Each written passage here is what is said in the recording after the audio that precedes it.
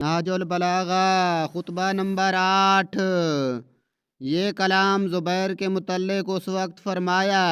جب کہ حالات اس قسم کے بیان کا تقاضا کرتے تھے۔ وہ ایسا ظاہر کرتا ہے کہ اس نے بیعت ہاتھ سے کر لی تھی مگر دل سے نہیں کی تھی۔ بہرحال اس نے بیعت کا اقرار تو کر لیا تھا، لیکن اس کا یہ دعویٰ کہ اس کے دل میں کھوٹ تھا، تو اسے چاہیے کہ اس دعویٰ کے لیے کوئی واضح دلیل پیش کرے، ورنہ جس بیعت سے منحرف ہوا ہے اس میں واپس آ جائے۔ خطبہ کا پس منظر: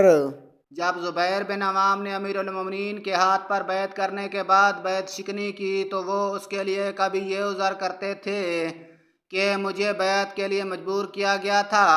اور مجبوری کی بیعت کوئی بیعت نہیں ہوا کرتی، اور کبھی یہ کہتے تھے کہ یہ تو صرف دکھاوے کی بیعت تھی، میرا دل اس سے ہمنوا نہ تھا۔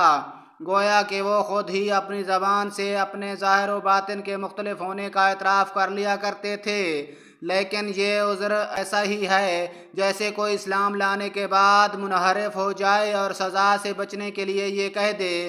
کہ میں نے تو صرف زبان سے اسلام قبول کیا تھا، دل سے نہیں مانا تھا، تو ظاہر ہے کہ یہ عذر قابل قبول نہیں ہو سکتا اور نہ اس دعویٰ کی بنا پر وہ سزا سے بچ سکتا ہے۔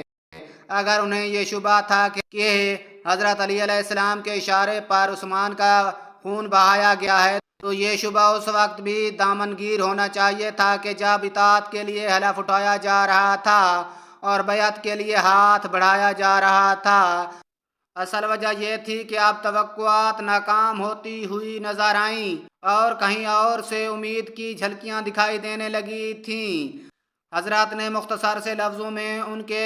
دعویٰ کو یوں باطل کیا ہے کہ جب وہ یہ اعتراف کرتے ہیں کہ ہاتھ سے بیعت کی تھی